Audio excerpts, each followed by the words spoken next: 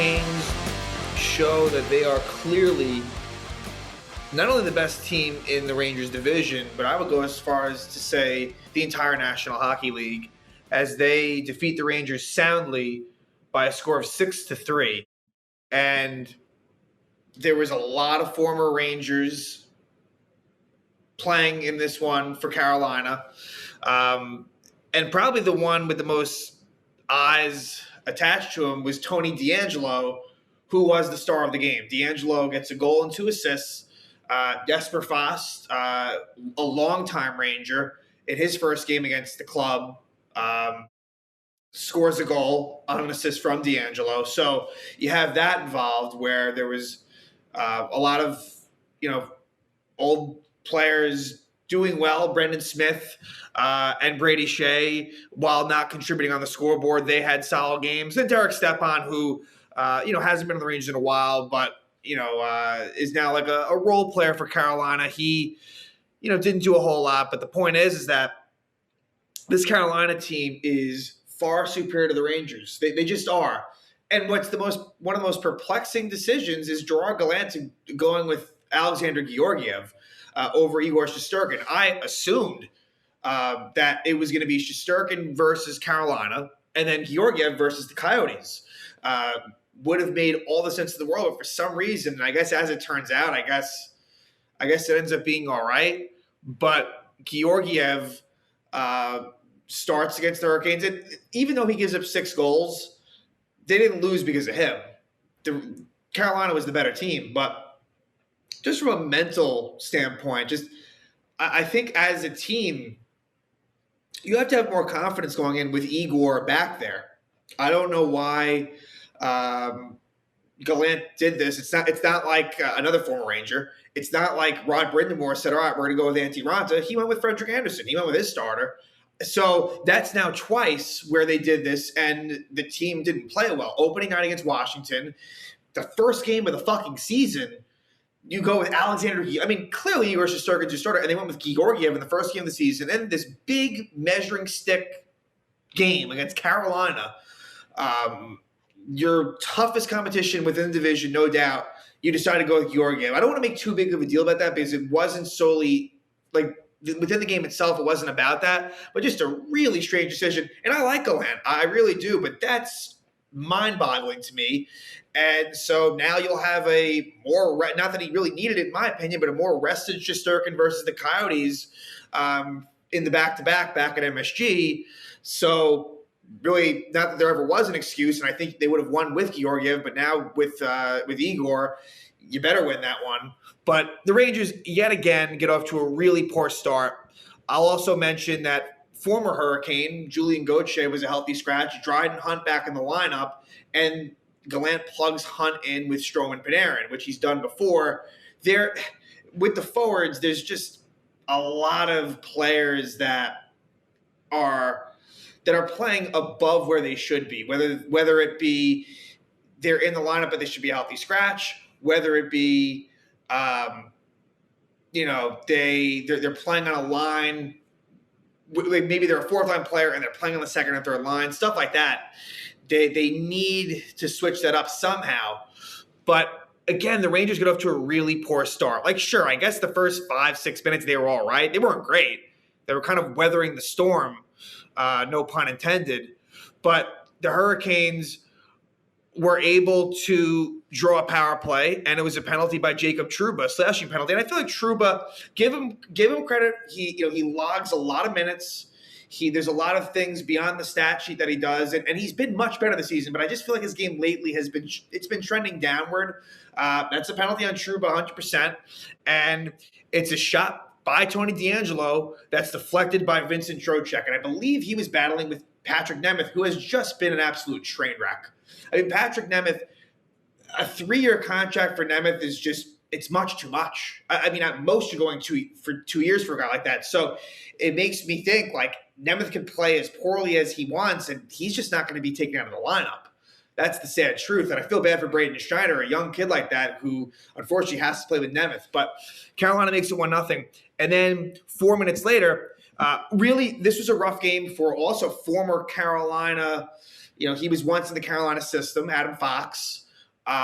Really rough game, a rare rough game for Fox as he makes a really bad turnover. It turns into a 2-on-1. Lindgren tries to defend it, and Sebastian Aho makes a really nice play to Seth Jarvis, and Jarvis makes it 2-0 Carolina. So it's 2-0 at end of one, and the Rangers only had 4 shots in the first. It's just too frequent where this team just doesn't really play a great first period.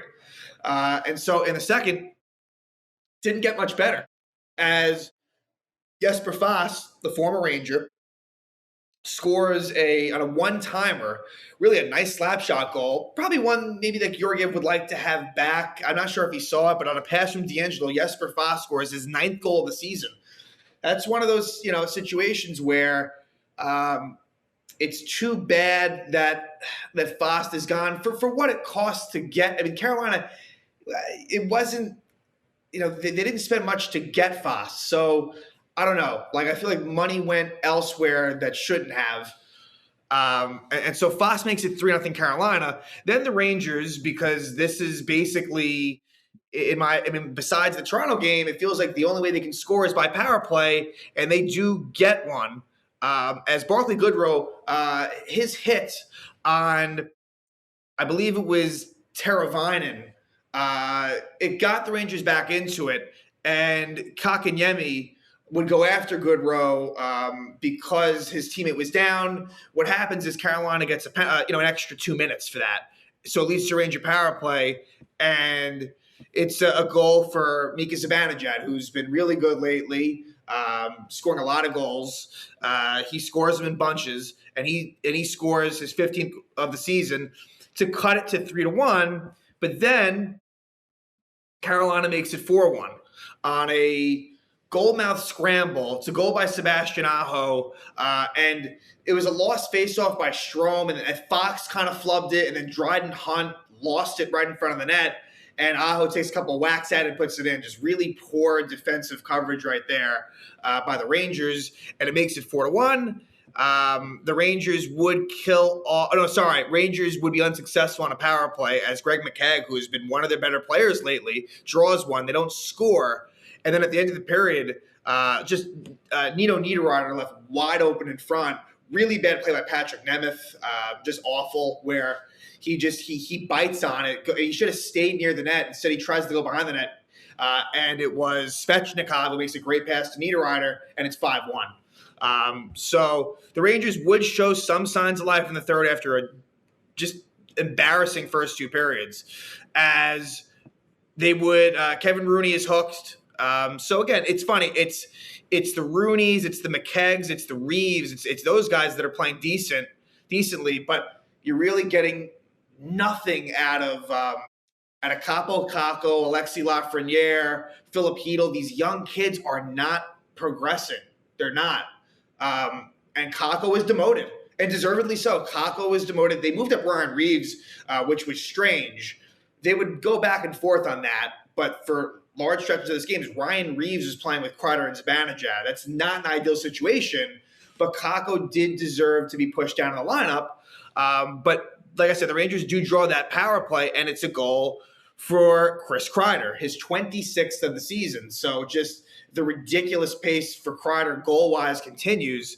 And so that makes it 5-2. And then shortly thereafter, the first goal of the season for former Hurricane Greg McKegg, assisted by Ryan Reeves and Keandre Miller. So the fourth line gets it done, which just, again, kind of to me speaks to the really sad play of those youngsters that, are maybe they're not getting as many. They're getting basically as many minutes as the Reeves types, but they need to be doing better. But the Rangers cut it to 2. And for a moment, it felt like there was an opportunity to maybe come back. The Rangers came close. There was a post hit at one point. Kreider had some chances, but the dagger was really and it was going to be tough to begin with, but Alexis Lafreniere takes a slashing penalty with about 3 minutes left. And, of course, because he hadn't scored a goal yet, Tony DeAngelo puts the icing on the cake and the cherry on top with a power play goal. Makes it 6-3 Carolina. And that's the score that they would win by. Rangers outshot 35-23. Carolina is simply better than the Rangers. Not that myself or I think others would have confused that. Carolina is the best team in the division, and I would go as far as to say they might be the best team in the NHL. I think Colorado might rival them. Of course, you got to respect Tampa Bay and the fact that they've won the last 2 Stanley Cup championships. But I think that, Carolina, the Rangers have their work cut out for them against the Hurricanes. If they ever saw them in the playoffs, that would not be pretty at all. So hopefully this was a game that sort of showed the front office what the Rangers really are. That's a good team that beats and credit to them for beating the lesser teams, but they're just not in Carolina. They're not in that tier. They're absolutely not in that tier. So if it would be foolish to make a drastic buyer's trade, selling away the young kids or the draft picks. Like, yes, if you want to fine tune and make little moves here and there, I'm fine with that. But it wouldn't make sense to sell the future because this team really isn't at that point. So definitely a wake up call for the Rangers, and we've seen losses like this, and usually they bounce back, and I would expect them to do so as it's a back-to-back right away against the Coyotes. You'll have Shesterkin in net. There is no excuse to lose that game. They should be ready to go, and we'll see what happens as the Rangers head back to Madison Square Garden after a very disappointing loss to the Carolina Hurricanes.